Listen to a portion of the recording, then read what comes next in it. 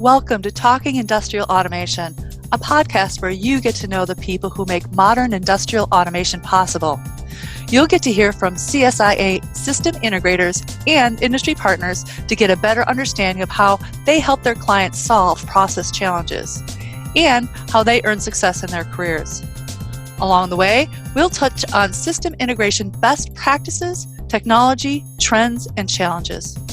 Whether you are a manufacturer, end user, supplier, or system integrator, you will enjoy the insights CSIA members bring to this podcast. Let's get started. Hi, my name is Lisa Richter, the host of Talking Industrial Automation, a podcast where you get to know the people who make modern industrial automation and processing possible. In today's episode, we're talking industrial automation with Ranbir Saini, Senior Director of Digital Product Management for GE Digital. In his role, Ranbir is the business leader for automation software, which includes HMI SCADAs, iFix, and Simplicity, as well as Operations Hub, which is a next-generation IIoT and HMI platform. He has 15 years of experience delivering industrial automation, operations management, and media content creation software to OEM, municipal, and enterprise customers. Ranbir, welcome to the podcast. Thanks a lot for having me, Lisa. Why don't you start by telling us a little bit about your background and how you came to be with GE Digital? Sure. So I'll start really at the early days. So I initially started out with a computing science degree out of university, and I started at a startup. And I had the startup, and I was, had my student loans, and it was amazing. We had overtime. So within the first year, I actually paid off my student loans, which was fantastic. But then, all good things come to an end. And so at some point, I recall having this meeting. It was me and 5 other people from the office, and the CTO walks in, and we were probably about 60 people. And he walks in and he says, sorry guys, I have to tell you this, but you 5 and myself are the only ones remaining. The venture capitalist firm has decided that they want to now sell us off, and they have to reduce the staff. Oh my goodness. So it was quite dramatic. It was my first job, and it was like losing a lot of friends. And then the whole tension of, okay, hopefully somebody will acquire us, or we're all going to be gone as well. And so luckily, what happened was over the next few months, we actually had acquisition through a company called Avid. And what I found out was that the acquisition happened because I was working with a customer who was a news customer. So they were a news agency that did news television for Denver. And I was there and I was helping them try to build out their solution. And I saw that they had this video editing software. And they wanted to be able to try to get the video content to the web using our system.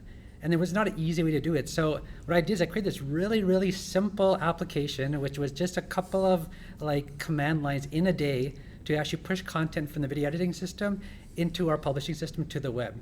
And little did I know that little thing would actually provide so much value and have the company want to acquire us. And so early on in my career, I recognized the value of integration. And so that's where I started. And from there, I went to Avid, that media company. It's a broadcast media television company. And you would think, what is the difference between Avid and what we do in an industrial space? And it's very, very different, you would think, right? But actually, no, they're quite similar. You think about it, when you're doing news, it's 24/7. And when you're doing news, you have to do it in real time because you don't know what's going to happen at any time and in any situation. And thirdly, generally news stations are across the globe. So they're geographically dispersed solutions as well. And so in many ways, it's very, very similar to our industrial customers as well.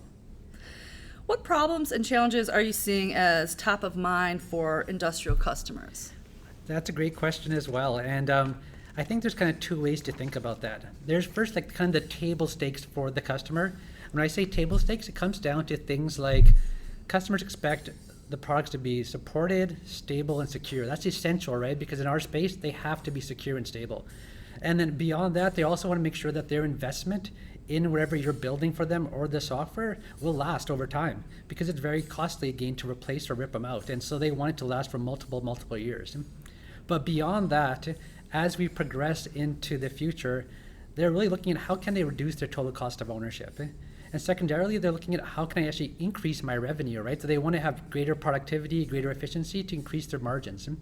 And then lastly, the world is changing. Our industrial world is dramatically changing. So they're really looking at ways to actually be able to compete within that new world and looking for guidance on how to do that. And I'll give you 2 examples. One is from a people perspective. So the workforce for our customers is starting to age.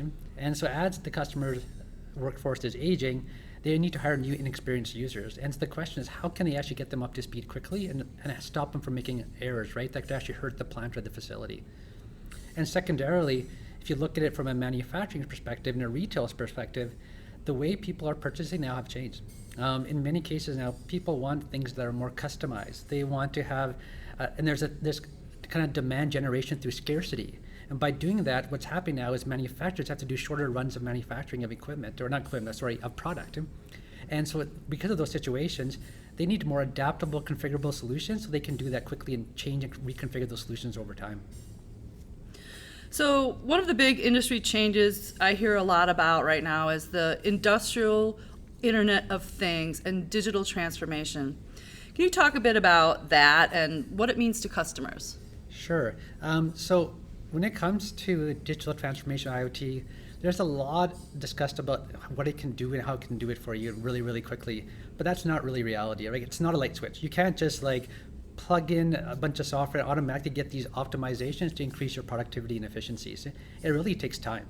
So the key thing I would say is, number one, it's a journey over time. And what that journey really is being able to connect all the different data and sources that you have, being able to actually then be able to associate that data together with the relationships they have to each other, and from there being able to start visualizing that information to start increasing transparency and visibility into your operations, leading eventually into analytics for optimization. And so I think really that journey is what you're looking at, and usually what's going to happen with customers, or what we're seeing, is they get to the point where they get the connectivity to all the sources, and after that what they're looking to do is actually start creating quick pilots, POCs, targeted apps to try to get value of all that new integration of all that software and all the technology and data as well. And so I think that really is where it's going and what the power of IoT would be. Does this mean that you think HMI SCADAs will be irrelevant in the future? Definitely not. And so a couple of things in that regards. Number one is you always will need to have something in the control network to actually control your assets and processes. And those have to be tried and tested products. And that is where SCADA lives, and that's really the core engine and real-time aspect of SCADA. So I truly believe that will stick around. I think the other part is what we're seeing now with IoT and this whole idea of having more visibility and more applications at different levels within your environment and for different stakeholders, is the HMI type capabilities are stretching into different roles and different users. And I think that's kind of a big change. And overall, what I think is really necessary is not that HMI SCADA is going to go away, but it's going to be modernized from a technology perspective, from a user perspective, and also from a data aggregation perspective. What is your vision for how HMI SCADA products will look like in the future? So when I think of HMI SCADA in the future, it's really kind of the merging of kind of three things that are really important. Number one is what I call rapid application development. And really the goal there is to help customers and the actual developers be able to build the applications more quickly, to increase the time to value.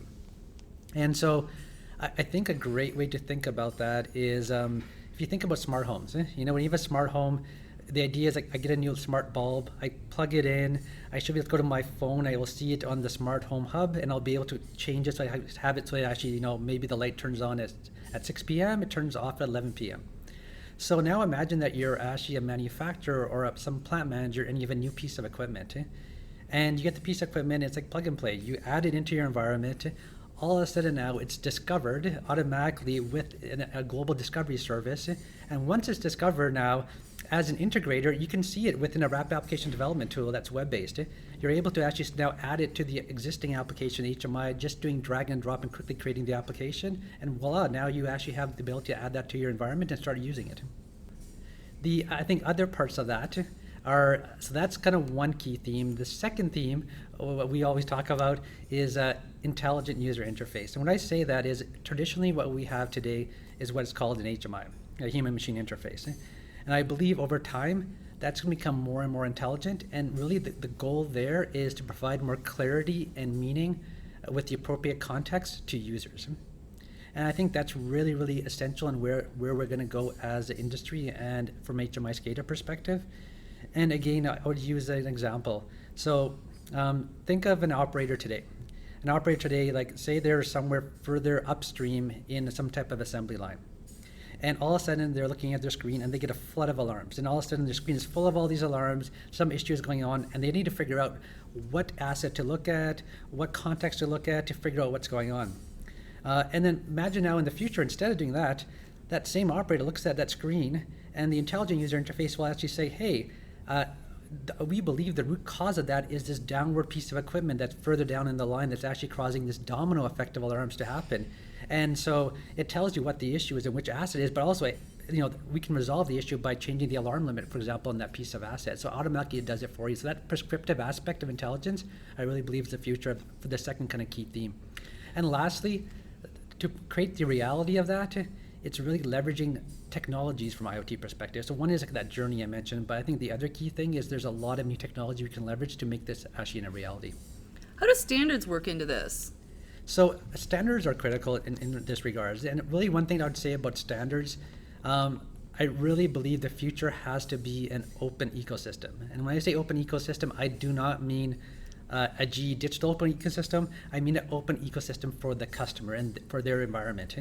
And so in that regard, so things like OPC-UA, MQTT for data exchange, things like using standards like ISA 18.2 and ISA 101 to create optimal interfaces for the operator are really critical to make that a reality. How does the cloud fit into your vision of the future? So I believe the future is going to be hybrid cloud. There are certain things you're going to have to always do on premise or you'd want to do on premise. And I think in certain scenarios, there is customers where there can be air gap. There actually will be no connectivity to the cloud. But the cloud can provide value in multiple ways. One is reducing cost for the customer, right? So more and more the cost for data storage will go down in the cloud versus on-premise. Secondarily, it's the IT infrastructure. So you can build your own IT infrastructure across plants, across sites to be able to have visibility across the enterprise, but that'll be much easier and simpler to do by using the cloud. And so the other thing is that once you get that data up into the cloud, you want to start then using the compute power of the cloud to start doing things like analytics and analysis. So that you can start figuring out other ways to actually perform your efficiencies and productivity. And then once you do that, ideally, then you want to push that back down with a closed loop back into premise to actually make those changes within your operation. So that kind of hybrid cloud closed loop, I really think is the future. So can you explain Docker and what it is and its value? So that's a great question. So I really think Docker has a lot of potential. It is still very immature at this moment in time, but the key things, the way I would explain Docker is that if you think of Docker, you can have an application today. Usually you have an application today in a virtual machine. And a virtual machine is a combination of the application and the operating system. So what Docker has done is actually separated that. So you have the application within a Docker container. It's solely just the application with its libraries and binaries. And then beside it, you have the configuration for that application, which is a separate piece as well. And thirdly, you have the operating system. And so this Docker layer combines all three of those together to actually create the runtime application. So why is that useful and powerful? So imagine now you want to update the operating system. You don't have to reinstall or update the actual application. Say you want to update the application, you just replace that Docker container with a new Docker container and automatically it will work. So it really simplifies the update for customers. The other thing is it also simplifies then the ability to be able to test in a test environment with that application configuration, then go to the actual runtime environment after that. What do you see as opportunities for integrators moving forward? So I think the integrators are key to this. And why do I say the integrators are really key and important is because we have this vision, I believe there's a vision of the intelligent user interface, but to make that a reality, really it's on the integrators. You guys are the ones that will be actually creating those applications. And I actually think with all that new data, there'll be more applications. The customer will want more. They also need guidance. So most customers don't know how to get to where they want to be when it comes to digital transformation. And so you guys being the trusted advisor, you can really help them, guide them in how to actually get to where they want to be. And I think that's very, very critical. And the other parts of that, I think, like I mentioned, is like building those applications. But lastly, another key thing is domain expertise. I think from an integrator's perspective, your golden ticket really comes down to domain expertise. It's something that not a lot of people have in the space that are coming externally from other areas, under industries, like computer scientists, for example. And so leveraging those domain expertise to help the customer do optimizations is really, really critical. Where can people go to find more information? they can go to GE Digital definitely to find more information. Also, Lisa, please share my contact information as well. I'd love to talk to people as well more about these topics. Well, that's it for today's episode of Talking Industrial Automation. Thanks for listening, and thank you, Ranbir, for joining me today. Thank you very much.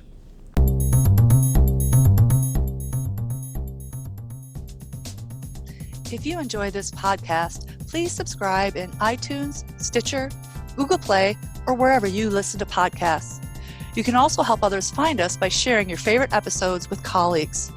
Thanks for listening to the Talking Industrial Automation podcast. Thanks also to bensound.com for the music bumpers. Until next time.